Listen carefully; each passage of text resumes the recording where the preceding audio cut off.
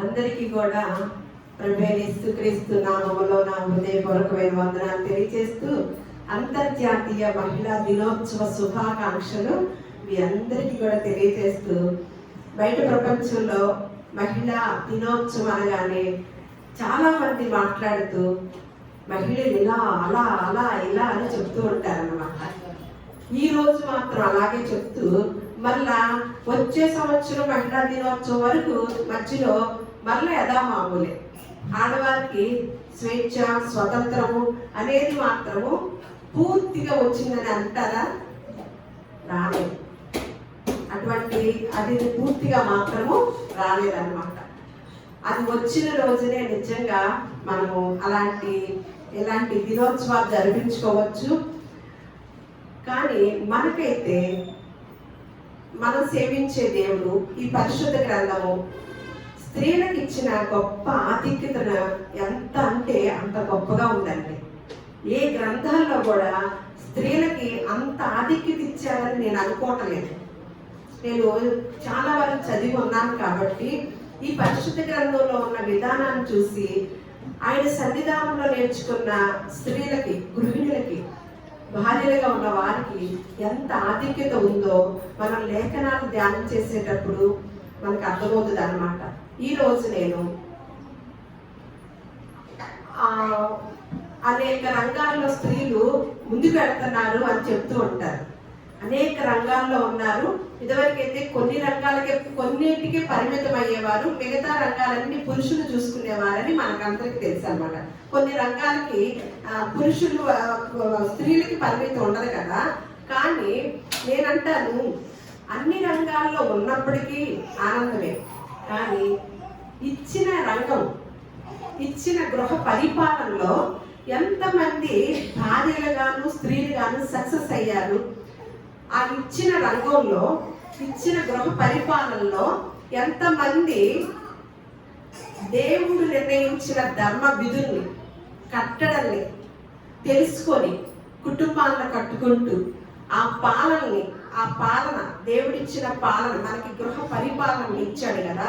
ఆ గృహ పరిపాలనలో మనము ఎక్కువగా దేనికి చోటిస్తున్నాము అనేది ఈరోజు ప్రశ్నించుకొని, ఒక భార్య స్థానంలో ఉన్న మనం ఏంటంటే కొన్ని జాగ్రత్తలు చెప్పుకుంటాము, కొన్ని ఆశీర్వాదాలు చెప్పుకుంటాం అన్నమాట.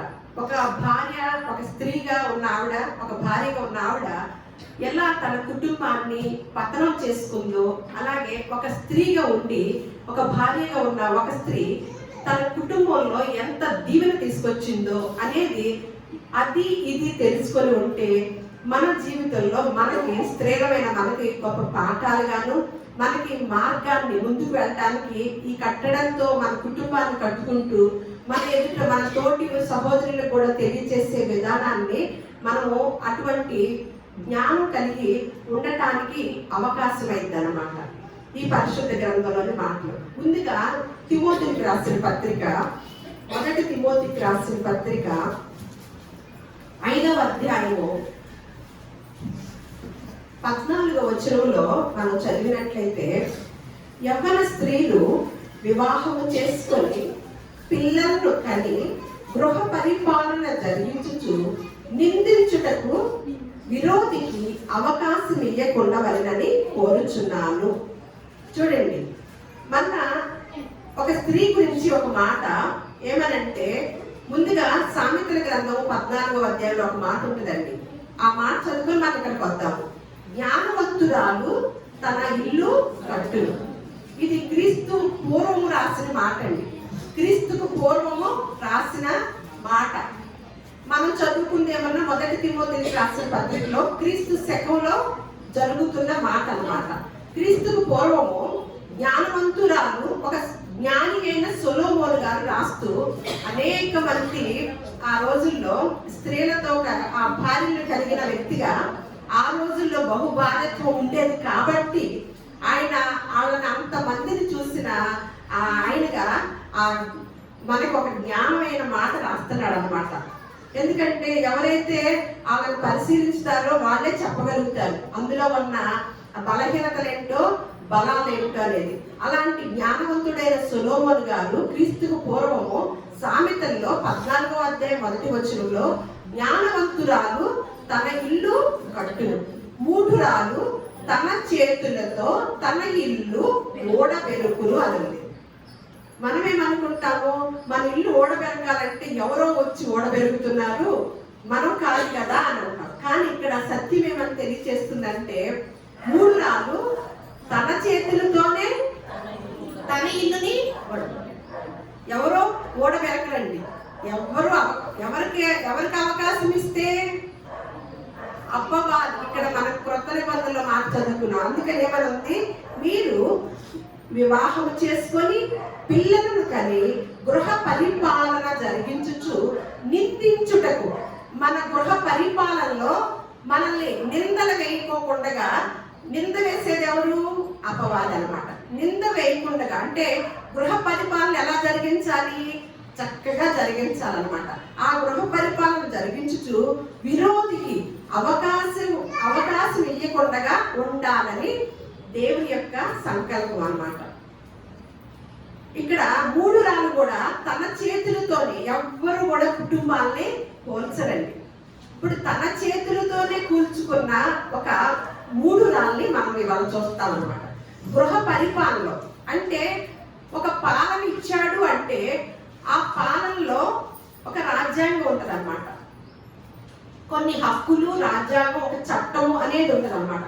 అవన్నీ కూడా తెలిసిన వారికి పాలనలో ఉంటారా, తెలియని వారు పాలనలో ఉంటారండి? మీకు ఒక అర్థం అవ్వాలంటే, ఒక లాయర్ గారు ఉన్నారు, లా చదువుకున్నాడు అనుకోండి. ఆ లాయర్ గారికి కోర్టుకి వెళ్ళి వాదించాలంటే ఏం తెలిసి ఉండాలి? సెక్షన్లు తెలిసి ఉండాలి. అందులో ఉన్న విధానాలు, ఏ నేరం చేస్తే ఏ సెక్షన్ అనేది లాయర్ గారికి తెలిసి ఉండాలన్నమాట. అలాంటి వారికి, అలాంటి గొప్ప లాయర్కి కేసు కూడా ఇస్తారు. ఇప్పుడు మనకి ఒక గృహ పరిపాలన అప్పగించినప్పుడు మనకి ఈ పాలన దేవుడిచ్చాడు, దేవుడిచ్చిన పాలన అన్నమాట. ఈ పాలనలో మనకి సెక్షన్లు కనుక తెలుసుకోకపోతే ఎవరు వచ్చి కూర్చుంటారండి? అపవాది వచ్చి కూర్చుంటారు. మరి సెక్షన్లు ఎవరి ద్వారా తెలిస్తే? దేవుని యొక్క మాట, వాక్యము మనల్ని కట్టిద్ది అన్నమాట. ఆ దేవుని యొక్క మాటలో ఉన్న సెక్షన్లు కనుక మనము చదివినప్పుడు, ధ్యానం చేసుకున్నప్పుడు ఆ సెక్షన్లన్నీ కూడా తెలుస్తాయి. అప్పుడు కుటుంబ పరిపాలన చేయడానికి విరోధికి చోటు ఇవ్వకుండా మనకి కుదురుతుంది అన్నమాట. మరి ఎంతమందిని ఇప్పుడు సెక్షన్లు తెలుసుకొని ఉన్నాము? కుటుంబ పరిపాలన మనకి చేతికి అప్పగించాడు దేవుడు, గృహ పరిపాలన. నేను అంటాను, బయట ప్రపంచం అంతా స్త్రీ గురించి చెప్పుకుంటా పోతా ఉంటారు. ఏమక్కర్లా, చెప్పక్కర్లా. దేవాది దేవుడే స్త్రీలమైన మనకి గృహ పరిపాలనే ఇచ్చాడు, ఒక పాలనే ఇచ్చాడు అన్నమాట. పాలన ఇచ్చి అందులో ఉన్న సెక్షన్లు కూడా మనకి తెలియాలని పరిశుద్ధ గ్రంథ రూపంలో మన చేతుల్లో ఉంచాడండి. ఆ పరిశుద్ధ గ్రంథంలోని సెక్షన్లు ఎవరైతే తెలుసుకుంటారో వారంట జ్ఞానవంతురాలు తన ఇల్లు ఇటుకలతోన జ్ఞానంతో కట్టుకుంటదంట, జ్ఞానంతో కట్టుకుంటదంట. అది మరి అట్లా మూఢురాలు ఏం చేస్తుందంట? తన చేతులతోనే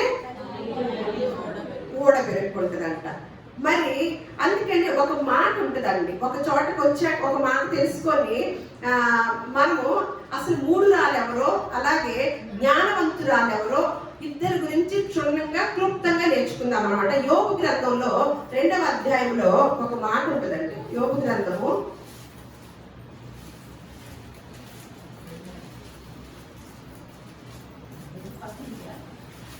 2వ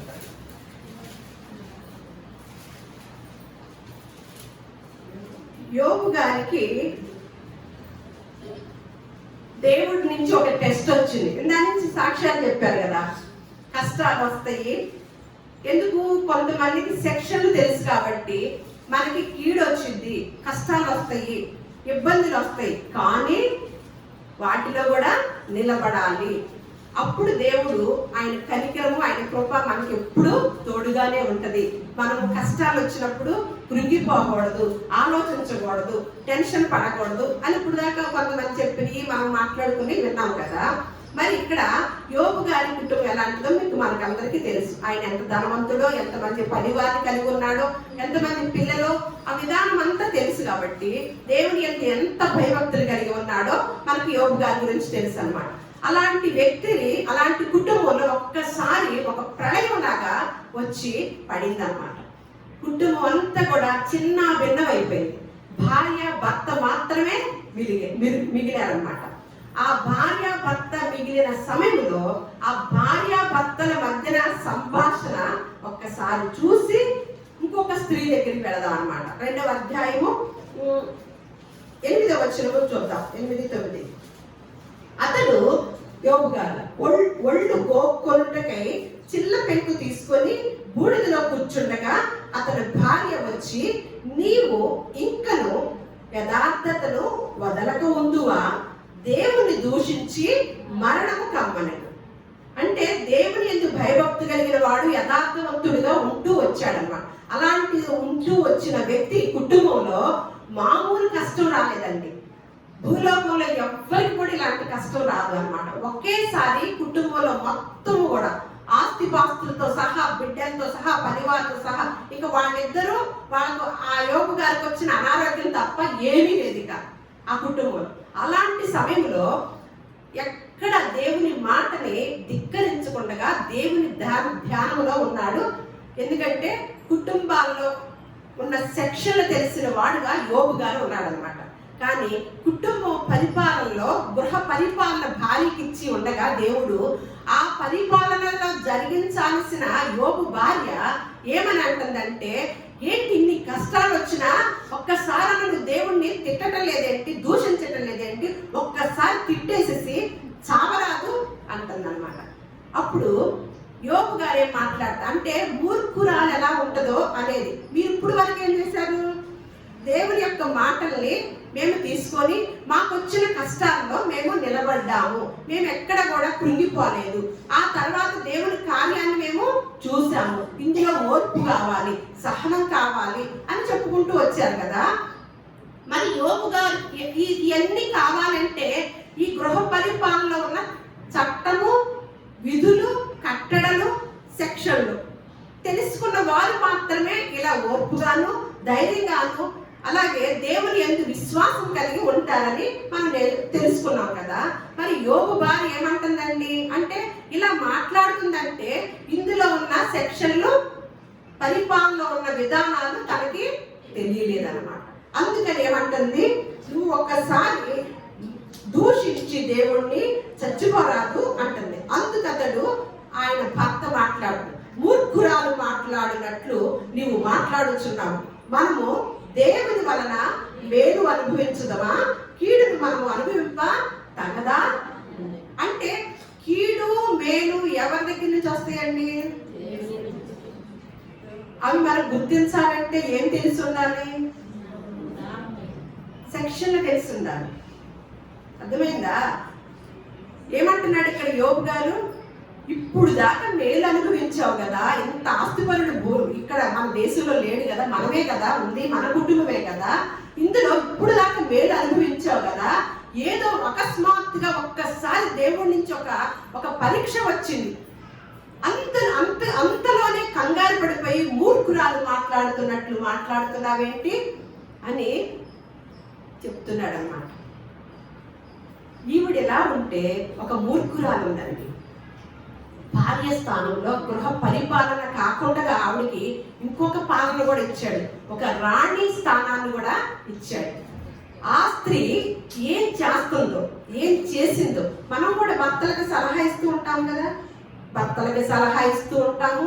కుటుంబాల్లో ఏదైనా తేడా వచ్చినప్పుడు ఒక వ్యక్తి రాంగుగా ఆలోచించేటప్పుడు, ఎందుకంటే ఈ పరిపాలనలో మన కుటుంబ సభ్యులు ఉంటారు, బిడ్డలు, అత్త మామ, భార్య భర్త, వారికి ఉన్న బిడ్డలు, కుటుంబం, ఇదంతా ఒక కుటుంబం. ఈ కుటుంబంలో ఎప్పుడైనా ఒకళ్ళు రాంగు నడుస్తున్నారు అనుకోండి, ఏం చెప్పాలి?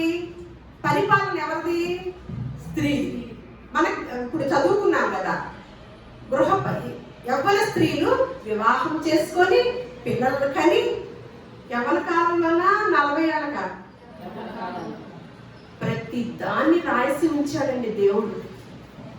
మొన్న ఒక అమ్మాయి, వాళ్ళకి అసలు దేవుడి గురించి తెలియదు, కానీ వాళ్ళకి 2 అబ్బాయిలు.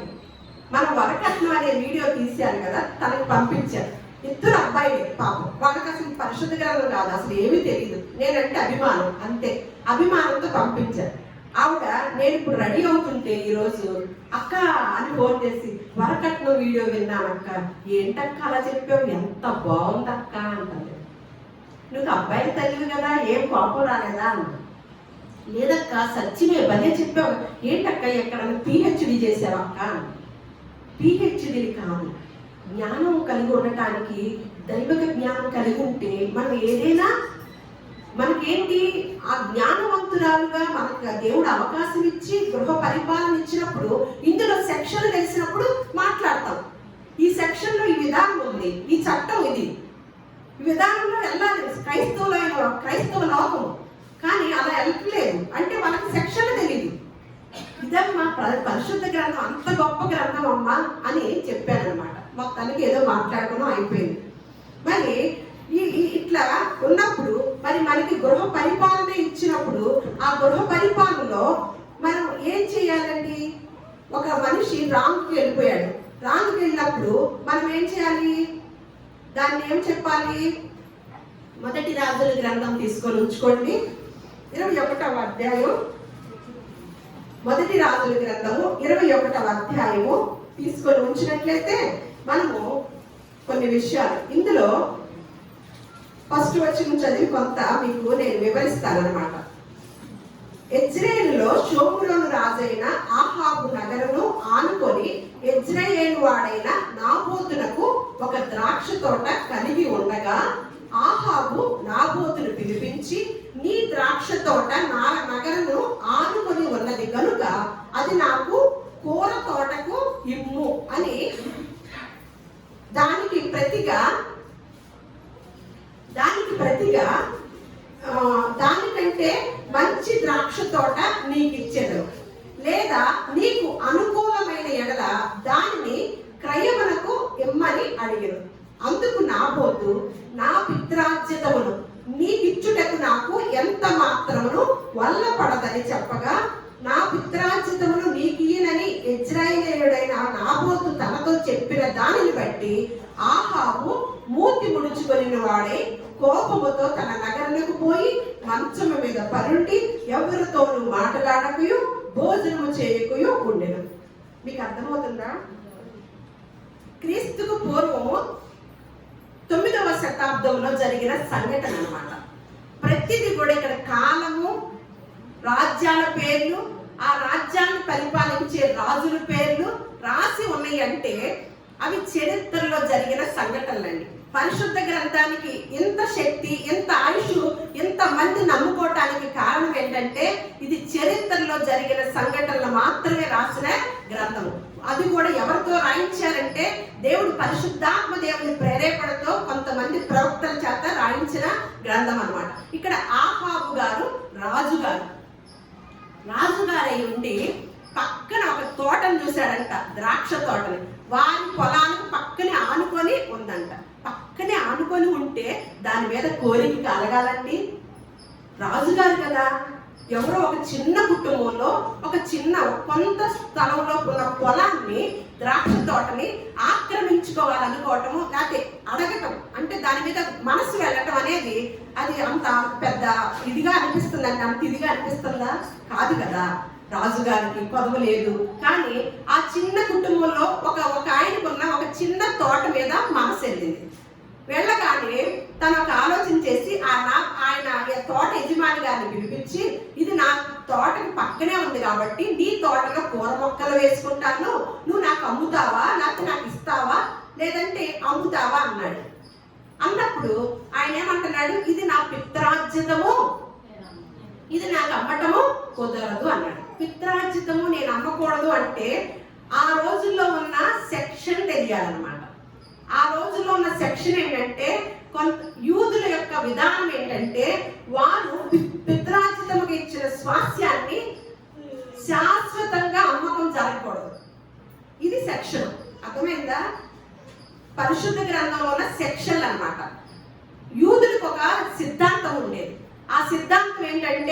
వారికి పిత్రాజితం ఇస్తే వాళ్ళ అవసరాల కొలది అమ్ముకోకూడదు, వాళ్ళ శాశ్వత విక్రయము చేయకూడదు. కానీ అవసరమైనప్పుడు మళ్ళా అది కొనుక్కునేటట్లుగా వాడుకోవాలే తప్ప, అందుబాటులో ఉండేటట్టుగా వాడుకోవాలే తప్ప దాన్ని పిత్రాజితాన్ని శాశ్వతంగా అమ్ముకోకూడదనే సెక్షన్ యూదులకి ఉందన్నమాట. అది పరిశుద్ధ గ్రంథంలో లేవి కాండంలో రాసి ఉంటుందండి. లేవి కాండము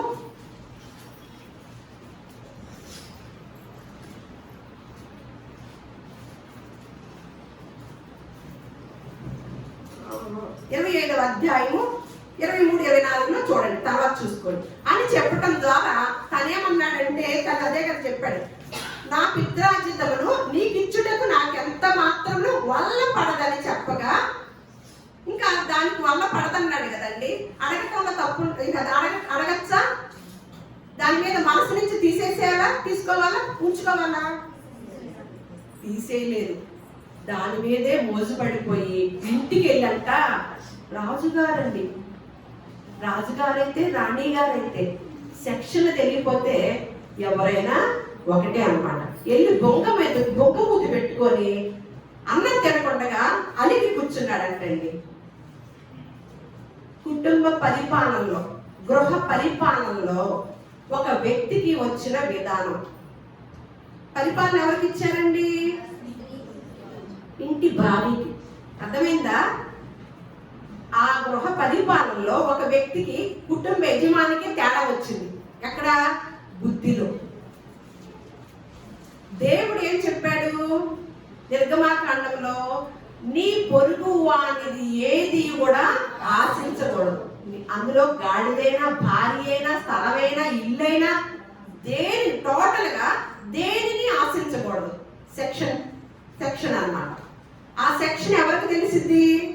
ఆ వాక్యాలు చదువుకున్న వారికేనండి. అందుకనే జ్ఞానవంతురాలు తన ఇల్లు కట్టుకుంటది, మూఢురాలు తన ఇల్లుని వేరే వాళ్ళ చేతుల్లో కదా. మన ఇక్కడ తేడా ఏంటంటే, వాళ్ళు కూల్చుకుంటారు, పక్క వాళ్ళ మీద నెడతారు.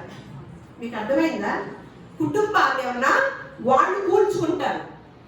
ఎప్పుడు వాళ్ళ కుటుంబాల్లో వాళ్ళకి శిక్షణ తెలియకోకుండా, వాక్యాలు తెలియకోకుండా వాళ్ళ కుటుంబాన్ని కూర్చుకొని పక్క వాళ్ళ మీద నేరం వేస్తారండి. పక్క వాళ్ళ మీద పగబడుతూ ఉంటారు. అప్పుడు పక్క వాళ్ళ మీద కనుక నేరం వేస్తున్నారు అంటే వాళ్ళకి ఏం తెలియట్లేదు, పాలనలో సెక్షన్లు తెలియట్లేదు అన్నమాట, కండిషన్స్ తెలియలేదు. ఇక్కడ బొంగమూతి పెట్టి అలిగి కూర్చున్నాడు. ఇప్పుడు భార్య గారు వచ్చేసారనమాట.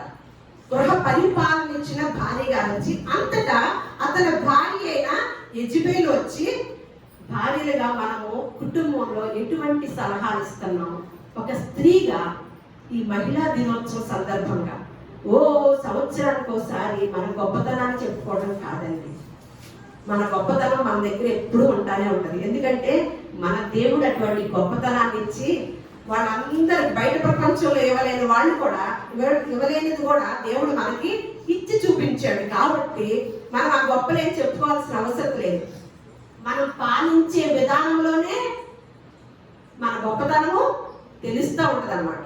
మనం పక్క రాష్ట్రం వాళ్ళ రాజుల్ని గురించి మనం వాళ్ళు చెప్తే తెలుస్తుందా, మనం చూస్తూ ఉంటే తెలుస్తుందండి ఎలా పరిపాలిస్తున్నారు అనేది. ఏదైనా దేశాన్ని పరిపాలించే పలానా దేశం ఎంత బాగుంటుందో తెలుసండి, ఎంత బాగా పరిపాలిస్తారో తెలుసండి, ఎంత క్రమశిక్షణ తెలుసండి, ఎంత చట్టాలు ఎంత బాగా పనిచేస్తాయో తెలుసండి అని చెప్పుకుంటాం కదా. అలాగే మన కుటుంబ పరిపాలన కూడా మన తోటి వారు మనం చూస్తే ఖచ్చితంగా చెప్పుకుంటారండి. ఇప్పుడు భార్య ఏం చేస్తుందంటే, అతని భార్య యెజబెలు వచ్చి, నీవు మూతి ముడుచుకొని వాడవై భోజనము చేయక ఉండిదేమని అతన్ని అనగా, అతడు ఆమె దొరుకుతలేదు. నీ ద్రాక్ష తోటను క్రయమునకు నాకిమ్ము, లేక నీకు అనుకూలమైన ఎడల దానికి మారుగా మరి యొక్క ద్రాక్ష తోట నీకు ఇచ్చిదనని ఇశ్రాయేలీయుడైన నాబోతుతో నేను చెప్పగా, అతడు నా ద్రాక్ష తోట నీకు ఇయ్యనని చెప్పేశాడని భార్యతో చెప్పాడండి. ఆ భార్య అంటున్న మాట వినండి.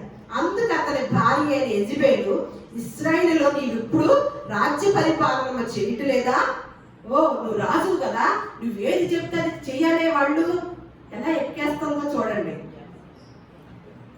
లేచి భోజనము చేసి మనసులో సంతోషముగా ఉండు, నేనే ఇజ్రాయేలుడైన నాబోతు ద్రాక్ష తోట నీకు ఇప్పిస్తానని మాట ఇచ్చిందండి. ఇచ్చేసి ఆహాబు పేరట, అంటే ఇక్కడ మీకు నేను మామూలుగా తొందరగా చెప్తాను, నువ్వు లేచి అన్నం తినేసే, ఆ తోట నీకు ఇప్పించే బాధ్యత నాది ఖచ్చితంగా అని భార్య భర్తకి మాటిస్తుందండి. అని రాజుగారు కదా, రాజుగారు రాయించినట్లుగా ఒక తాగీలు రాయించి ఆ రాజముద్ర వేసి ఎవరిని పంపించిందో చూడండి. ఇట్లాంటి పనులు చేసే వాళ్ళందరూ ఎలాంటి వారో కూడా రాశారు. అంటే ఆహాబు పేరట తాకీదు రాయించి అతని ముద్రతో ముద్రించి ఆ తాకీదును నాబోతు నివాసం చేయించిన పట్టణపు పెద్దలను సామంతులను పంపెను. ఆ తాకీదులో రాయించినదేమనగా, ఉపవాస దినము జరగవల్లని మీరు చాటించి నాబోతును జనుల ఎదుట నిలబెట్టి నీవు దేవుని రాజుని దూషించుదు అని అతని మీద సాక్ష్యము పలుకుటకు పనికి మాలిన 2 మనుషులను సిద్ధపరచండి. తీర్పు అయిన మీదట అతన్ని బయటికి తీసుకొని పోయి రాళ్లతో కొట్టండి. ఏమంటే ఇతడు కొంతమంది పెద్దల దగ్గరికి రాజు పంపించింది అనమాట. నాబోతు మీద ఏమనంటే ఇతడు రాజుని దూషించాడు, తిట్టాడు, కాబట్టి రాజును దూషించిన వారికి, తిట్టిన వారికి రాళ్లతో కొట్టి చంపే హక్కు ఉందన్నమాట అని. ఒకవేళ సాక్ష్యం అడుగుతారు కదా, సాక్ష్యాలు ఎవరు చెప్తారండి? దేవుడు ఎంత చక్కగా రాయించాడండి.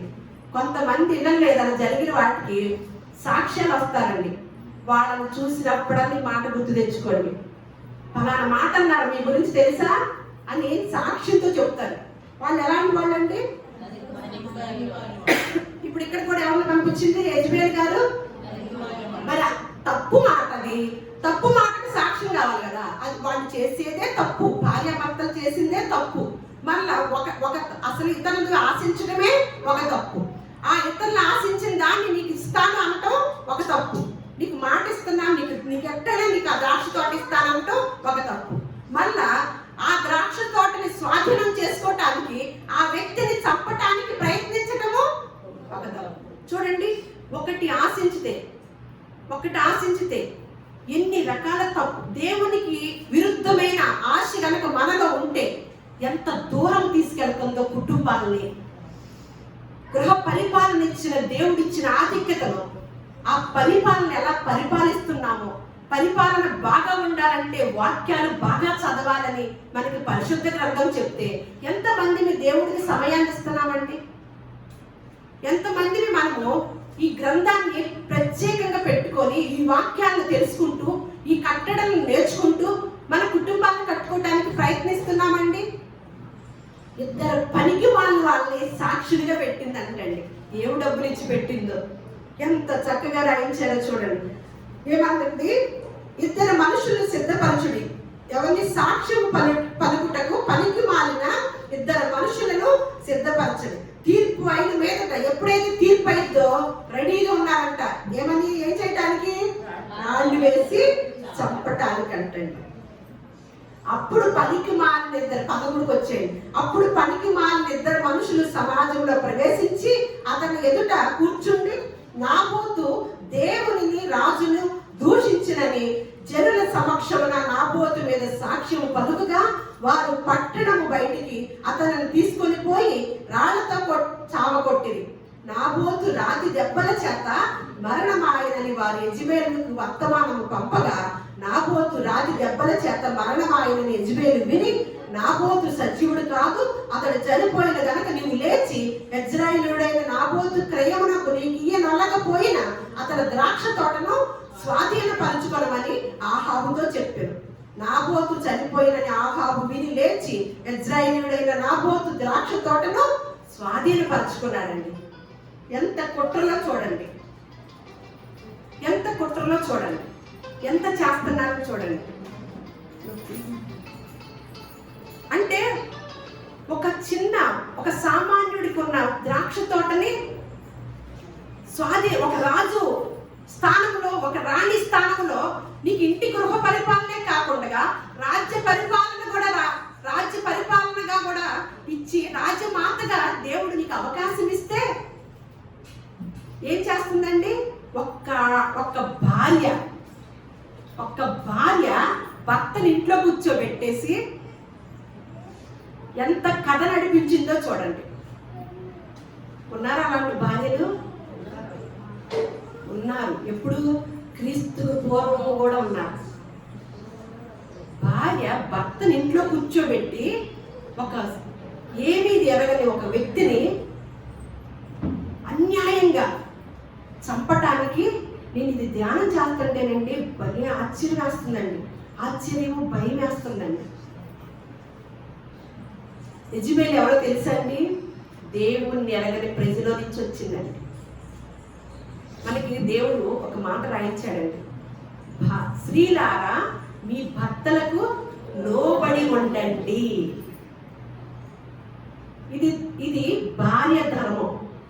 భర్తలాగా మీ భార్యలను ప్రేమించండి. ఇది భర్త ధర్మం సెక్షన్ అన్నమాట. ఎలా ప్రేమించమన్నాడు? భర్తల్ని, మీ శరీరాల్ని ఎంత ప్రేమించుకుంటున్నారో అంత మీ భార్యలను ప్రేమించండి. ఇక్కడ లింక్ అయి ఉన్నాయండి. అప్పుడు వెంటనే భార్య అయిపోద్ది. లోబడిద్దా? లోబడదా? ఇక్కడ ఎక్కడెక్కడ తేడాలు వచ్చేస్తున్నాయండి?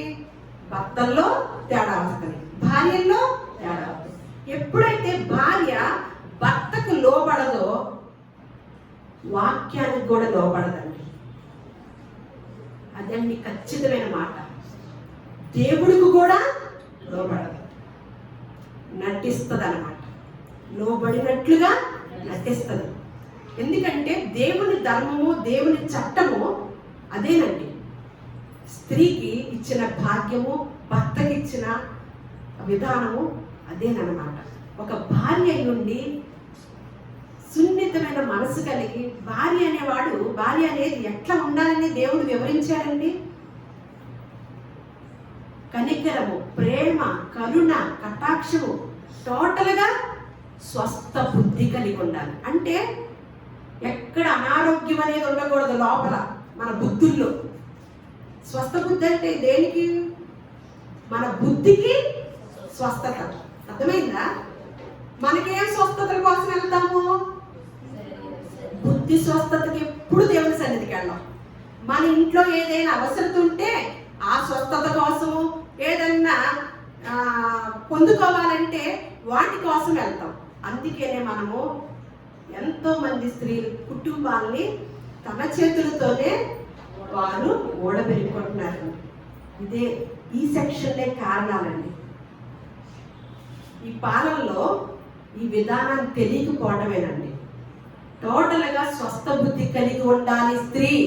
నగలతో కాదు, వీటితో అలంకరించుకోమని దేవుడు చక్కగా ఒక స్త్రీకి ఇచ్చిన ఆధిక్యతను ఎంతమందిని కోల్పోతున్నారోనండి. ఎంతమంది కోల్పోతున్నారు.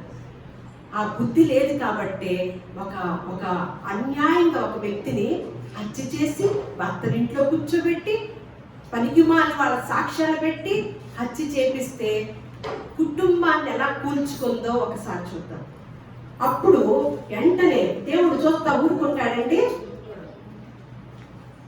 మనమే కూల్చుకున్నాం కదా, ఇంకేం చూస్తా ఊరుకుంటాడు? అప్పుడు యెహోవా వాక్కు తిష్బీయుడైన ఏలీయాకు ప్రత్యక్షమై ఇలాగ సెలవిచ్చాడు, నీవు లేచి షోమ్రోనులో ఉన్న ఇశ్రాయేలు రాజైన ఆహాబును ఎదుర్కొనుటకు బయలుదేరు. అతడు నాబోతు యొక్క ద్రాక్ష తోటలో ఉన్నాడు. అతడు దాన్ని స్వాధీనపరచుకొనబోయి నీవు అతను చూచి ఇలాగ ప్రకటించుము. ప్రవక్త ఎప్పుడు కూడా మనుషుల్ని అమ్మో ఇబ్బంది పడతారులే అని చెప్పకూడదండి. నిజమైన ప్రవక్త ఉన్నది ఉన్నట్టుగా ఉన్న చట్టాన్నే చెప్పాలన్నమాట. ఇదిగో మీరు ఈ చట్టాన్ని ఉల్లంఘించారు కాబట్టి మీ కుటుంబానికి శాపము తగులుతుందంటే ఎవరు స్వీకరిస్తారండి? వెంటనే కోపం వచ్చిందండి. కానీ నిజమైన ప్రవక్త అంట ఖచ్చితంగా చెప్పి తీరాలంటండి. ఏమంటున్నాడు? నువ్వు వెళ్ళి ఏం చెప్పమంటాడు? యెహోవా సెలవిచ్చినదేమనగా అని నీవు స్వాధీనపరచుకున్న వల్లని నీవు నాబోతుని చంపితివి కదా. యెహోవా సెలవిచ్చినదేమనగా ఏ స్థలమందు కుక్కలు నాబోతు రక్తమును నాకినో ఆ స్థలమందే కుక్కలు నీ రక్తమును నిజముగా నాకునని అతనితో చెప్పారు. అంతటా అహాబు ఏలియాను చూచి నా అని ఇక్కడ చెప్పి తర్వాత 21కి వచ్చాడు. అందుకు యెహోవా ఇలా సెలవిచ్చు, నేను నీ మీదికి అపాయము రప్పించదును, నీ సంతతి వారిని నాశనము చేతును. అల్పులేమి గనులేమి ఇశ్రాయేలు వారిలో ఆహాబు పక్షమున ఎవరు లేకుండా పురుషులందరినీ నిర్మూలము చేతును.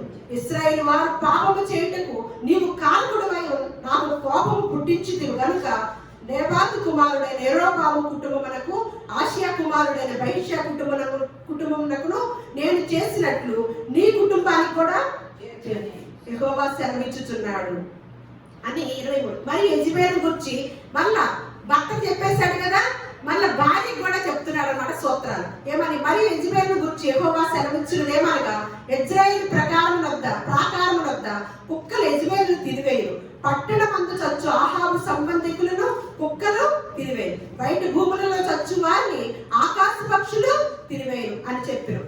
తన భార్య అయిన యెజబెలు ప్రేరేపణ చేత యెహోవా దృష్టికి కీడు చేయ తన్ను తాను అమ్ముకొనిన ఆహాబు వంటి వాడు ఎవడును, అటువంటి భర్త ఎవడును లేడు. ఒక్క భార్య నిర్ణయం, గృహ పరిపాలనలో భార్య నిర్ణయము ఏమైపోయిందండి? ఊరికే పోయిందా? అప్పుడు ద్రాక్ష తోట స్వాధీనం పంచుకున్నాడు, సరిపోద్దండి?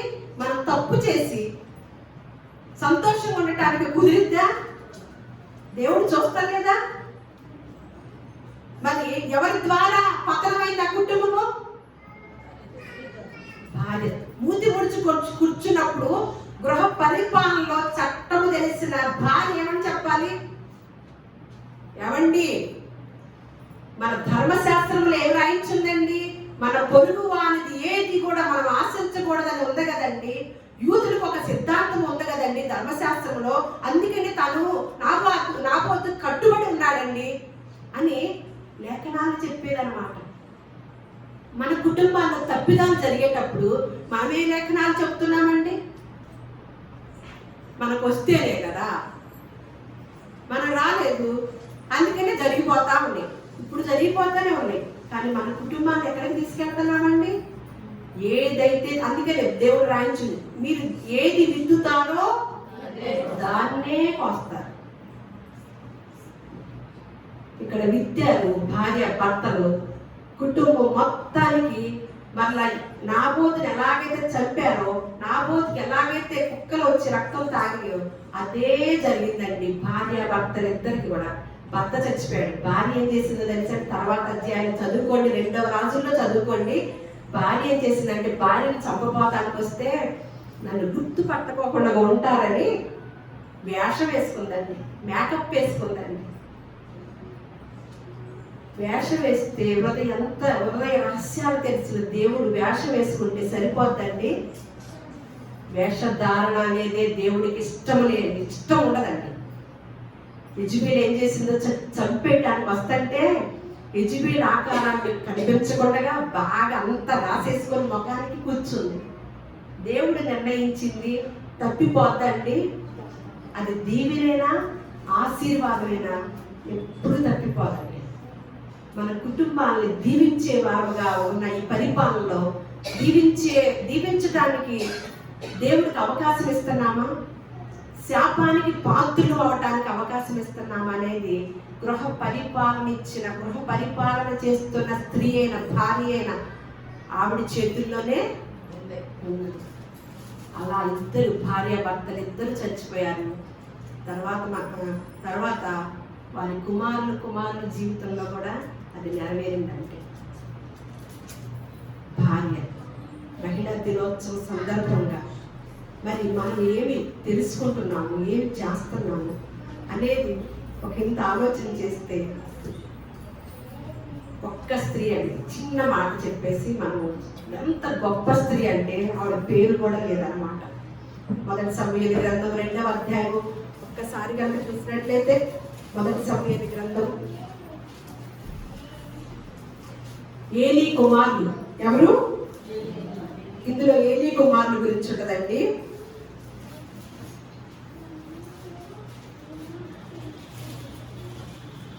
వాళ్ళ పేర్లు పినిహాసు, 2 కుమారులు ఉంటారు. మొదటి వచనం ఒకటి చదివి ఏలీ మొదటి సమూయేలు గ్రంథం 2వ అధ్యాయం 11వ వచనం చదువుతున్నా.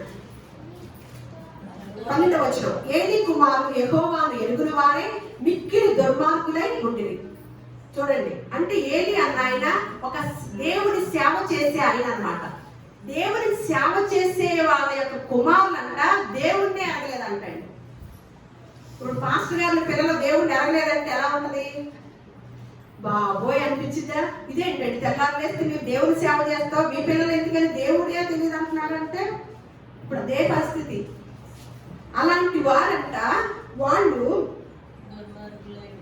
దుర్మార్గులై ఉన్నారంట. మన 22కి రండి. ఏలీ బహువృద్ధుడు అయిన ఇశ్రాయేలుకు తన కుమారులు చేసిన కార్యములన్నీ వారి ప్రత్యక్షపు గుడారం యొక్క ద్వారం దగ్గరకు సేవ చేయుటకు వచ్చిన స్త్రీలతో సైనించటను మాట చెవిని పడక వారిని పిలిచిట్లను, ఈ జనులందరూ మీరు చేసిన చెడ్డ కార్యములు నాకు వినబడ్డవి, ఇలాంటి కార్యములు మీరు ఎందుకు చేయించున్నారు? నా కుమారులారా ఇలాగ చేయవద్దు, నాకు వినబడింది మంచిది కాదు. యెహోవా జనులను మీరు అతిక్రమింప చేయించున్నారు. నరుడు తప్పు చేసిన ఎడల దేవుడు విమర్శ చేయడు గాని, ఎవరైనా యెహోవా విషయంలో పాపము చేసిన ఎడల వారి కొరకు ఎవడు విజ్ఞాపన చేయును అనిను. అయితే యెహోవా వారిని చంపదలిచి ఉండిన గనుక వారు తమ తండ్రి యొక్క మొరను వినలేకపోయారంట. చూడండి, అయితే మళ్ళీ ఇంకొక చోటకు వచ్చేయండి. ఈ కుటుంబంలో ఈ తండ్రి ఏం చేశాడో 30వ వచనంలోకి నేను చదివే చోట చూడండి. కావున యెహోవా వాక్కు ఏదనగా, నన్ను గణపరచు వారిని నేను గణపరచను, నన్ను తృణీకరించు వారు తృణీకారమొందును. ఆలకించుము, రాగల దినములలో నీ బలమును నీ పితరుని ఇంటి బలమును నేను తక్కువ చేతును, నీ ఇంటి ముసలివాడు ఒకడును లేకపోవును అని చెప్పి ఇక్కడ పై వచనం చూద్దాం. ఇశ్రాయేలు చేయు నైవేద్యములతో శ్రేష్ఠ భాగములను పట్టుకొనొచ్చు, నాకంటే నీ కుమారులను నీవు గొప్ప చేశావు అని చెప్తున్నాడు అన్నమాట. ఎప్పుడైతే మనకంటే మన కుటుంబంలో వ్యక్తుల్ని మనం గొప్ప చేస్తామో దేవుడు తప్పకుండా పట్టించుకొని వారిని హతమందిస్తాడనమాట. మన హృదయాల్లో మన జీవితాల్లో మొదటి స్థానము దేవుడే ఉండాలండి. కానీ కుమారులకి ఇచ్చి తండ్రిగా ఉండి కుమారునికి మొదటి స్థానాన్ని ఇచ్చినప్పుడు ఆ కుమారునికి ఆ నరకానికి వెళ్ళడానికి ఎవరు పాత్రలు లేరండి? మొన్న ఎవరితో మాట్లాడుతుంటే మా అమ్మ అంటే నాకు ఎంత ఇష్టమోనండి, మా నాన్న నాకు వీళ్ళ తర్వాతేనండి ఎవరైనా అంటే నేను అన్నాను, అమ్మో అట్లా ఎక్కువ ప్రేమ పెట్టుకోవాకండి, వాళ్ళ కష్టాలు ఎక్కువ అవుతాయండి. దేవుడైతే మాకైతే దేవుడు ఏమని చెప్తున్నాడంటే, ఎవ్వరు మీరు భార్యలు ఉన్నవారు భార్య లేనట్టుగా, తల్లిదండ్రులు ఉన్నవారు తల్లిదండ్రులు లేనట్టుగా, పిల్లలు ఉన్నవారు పిల్లలు లేనట్టుగా బ్రతకండి నాకు. ఎందుకంటే కాలం తక్కువ ఉంది కాబట్టి మీరు మీ కుటుంబాన్ని ప్రేమించుకుంటూ పోతే కనుక మీ కుటుంబం వెళ్ళి నరకంలో కూర్చుంటదండి అని చెప్పాను అనమాట. ఇక్కడ ఏమంటున్నాడు, ఏం చేశాడండి? ఏలి కుమారులు దుర్మార్గులు అవటానికి, అలాగే వారు నరకానికి పాత్రలు అవటానికి కూడా తండ్రి కారణం అయ్యాడండి. కానీ వాళ్ళకి పెళ్లి చేశాడంట. అందులో ఫినెహాసు భార్య గురించి నేను ఇందాక ఒక సాక్ష్యం చెప్పాను కదా, కుటుంబంలో భర్త తాగుతూ, ఇప్పుడు వీళ్ళ క్యారెక్టర్ ఏంటండి? అమ్మాయిలతోనూ దేవుడికి వ్యతిరేకమైన పనులు అన్ని లక్షణాలు, ఎటువంటి భూలోకంలో చెడ్డ లక్షణాలు ఎన్నైతే ఉన్నాయో అన్నీ ఉన్నాయి అన్నమాట ఈ కుమారునికి. ఈయనను పెళ్లి చేసుకున్న వారిలో ఒక కోడలు, ఒక భార్యగా ఉన్న ఆ బిడ్డ ఏం చేసిందో ఈరోజు తెలుసుకొని ముగించేసుకుందాము. సమూయేలు గ్రంథము మళ్ళా 4వ అధ్యాయంలో మీరు 18వ వచనం నుంచి చూస్తా ఉండండి. ఎప్పుడైతే ఆ అలాంటి భర్తలు పెట్టుకొని భార్యలు ఏం చేయాలండి? చచ్చిపోవాలని ఒక ఆవిడ చెప్పింది కదా, చచ్చిపోవాలనిపించిందండి. కానీ దేవుడు దయ వల్ల తప్పించాడు దేవుడు. ఒకవేళ చచ్చిపోతే ఎందుకు చచ్చిపోతుంది? అటువంటి భర్త. ఇప్పుడు మనకి సెక్షన్ ఏం తెలుస్తుంది ఇక్కడ? ఎలాంటి భర్తలు ఉన్నప్పటికీ మనం ఎలా నిలబడాము. నేను ఇందాకే చెప్పాను, దేవుడికి ప్రథమ స్థానం ఇస్తూ నిలబడితే దేవుణ్ణి నిలబెట్టిన వాళ్ళం అవుతామండి. ఏమంటున్నాడు? నన్ను ఎవరైతే గణపరుస్తారో నేను వారిని గణపరుస్తాను. ఇక్కడ మొత్తానికి వాడు చేసే పనులకి మందసము, దేవుని మందసం వెళ్ళిపోయిందండి. అంటే దేవుని యొక్క ప్రభావం వారి కుటుంబంలో నుంచి, వారి యొక్క సమాజంలో నుంచి వెళ్ళిపోయితే అందరూ చచ్చిపోయారు అనమాట. తన భర్తల ఇద్దరు కొడుకులు ఏలీ గారు అందరూ చనిపోయారు. భార్య కడుపుతో ఉందన్నమాట, ఫినిహాస్ భార్య. ఇక్కడ చూడండి, ఏలీ కోడలకు అంటే 4వ అధ్యాయం 19 ఏలీ కోడలకు ఫినిహాస్ భార్యకు అప్పటికి గర్భము కలిగి కన్ను బ్రద్దలై ఉండగా దేవుని యొక్క మందసము పట్టబడిననియు తన మామయు తన పెనిమిటియు చనిపోయిననియు ఆమె విని నొప్పులు తగిలి మోకాళ్ళ మీదకి కురింగి ప్రసవం. అంటే ప్రసవం అవటానికి దగ్గర అయిపోయిందంట. అంటే నొప్పులు వచ్చే సమయంలో ఏం కబురు వచ్చిందండి? దేవుడు మందసము పట్టబడింది, నీ భర్త నీ మామగారు చనిపోయారు, ప్లస్ దేవుని మందసము కూడా వెళ్ళిపోయింది అని చెప్పారంటండి. అప్పుడు ఆమె మృతులొందుచుండగా దగ్గర నిలిచి ఉన్న స్త్రీలు ఆమెతో భయపడవద్దు, కుమారుని కంటివనిది. గాని ఆమె ప్రత్యుత్తరం ఇయ్యకయు లక్ష్య పెట్టకయు ఉండినదై దేవుని మందసము పట్టబడిందన్న సంగతిని తన మామయు పెనిమిటియు చనిపోయిన సంగతిని తెలుసుకొని ప్రభావము ఇశ్రాయేలుల నుండి పోయినని చెప్పి తన బిడ్డకు ఈకాబోదు అని పేరు పెట్టెను. దేవుని మందసము పట్టబడిపోయినందున ప్రభావము ఇశ్రాయేలుల నుండి చెరపట్టబడిపోయినని ఆమె చెప్పెను. చెప్పి పేరు పెట్టి చనిపోయిందండి. మీకు ఇక్కడ ఒకటి అర్థం అవ్వాలన్నమాట. తన దృష్టి అంతా దేవుని మందసం మీద ఉంది. ఆ ప్రభావం పోయింది. భర్త మామగారు చనిపోయారు. తనకి మగబిడ్డ పుట్టాడని మంత్రసాని చెప్పిందనమాట. తను జీవితంలో తను చనిపోతూ ఒకటి సమాజం ఎప్పుడు గుర్తుండిపోవాలి, సమాజం ఎప్పుడు కూడా ఒక పాఠం లాగా ఉండాలని తన కుమారుడికి ఈకాబోధ్ అనే పేరు పెట్టిందంట. దానికి అర్థం ఏంటి? దేవుని ప్రభావము పోయింది. ఆ పేరు పెట్టి చనిపోయిందంట. అంటే తన బిడ్డను చూచినప్పుడల్లా ఆ ప్రజలు తప్పిదం గుర్తు రావాలి. తను చనిపోతూ కూడా ఒక గొప్ప మెసేజ్ ఇచ్చి చనిపోయిందండి.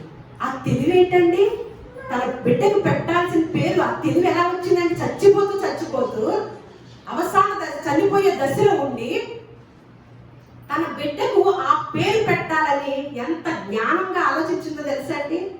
తన బిడ్డలు తనలో ఉండదు కదా, తనేమి సమాజానికి ఏం చెప్పాలి? ఇక తన భర్త వల్ల తన మామ పెంపకం వల్ల దేవుని ప్రభావమే ఈ కుటుంబంలో నుంచి పోయింది. కాబట్టి నా బిడ్డను చూసి ఎవరు ఆ తప్పిదం చేయకూడదు, అంటే దేవుని ప్రభావమే పోద్ది అని ఈ బిడ్డ పేరెత్తినప్పుడల్లా అది గుర్తుకు రావాలని జ్ఞానవంతురాలై దేవుని యొక్క నామాన్ని తర్వాత తరానికి వెళ్ళాలి అనే ఉద్దేశంతో మంచి ఆలోచన చేసి గొప్ప స్త్రీగా పేరు కూడా లేదండి. ఫినిహాసు భార్య అన్నమాట. నిలిచిపోయిందండి చరిత్రలో. చనిపోతూ జ్ఞానవంతురాలు తన ఇల్లు కట్టుకుంది, మూఢురాలు తన ఇల్లు తన చేతులతోనే ఓడబెరుక్కుంటుంది. ఫినిహాస్ భార్య పేరు లేని ఒక స్త్రీ తన చనిపోతూ ఈకాబోధ్ అని పేరు పెట్టి తను లేనప్పటికీ కూడా అదంతా కూడా ప్రజలందరూ తెలుసుకోవాలని అనుకొని మీరు చేసే తప్పిదాల వల్ల దేవుని ప్రభావం ఉండదు సమాజంలో, కుటుంబాల్లో అని ఒక మెసేజ్ గా తన బిడ్డ పేరే ఒక పాఠం లాగా అయిపోవాలని జ్ఞానవంతురాలిగా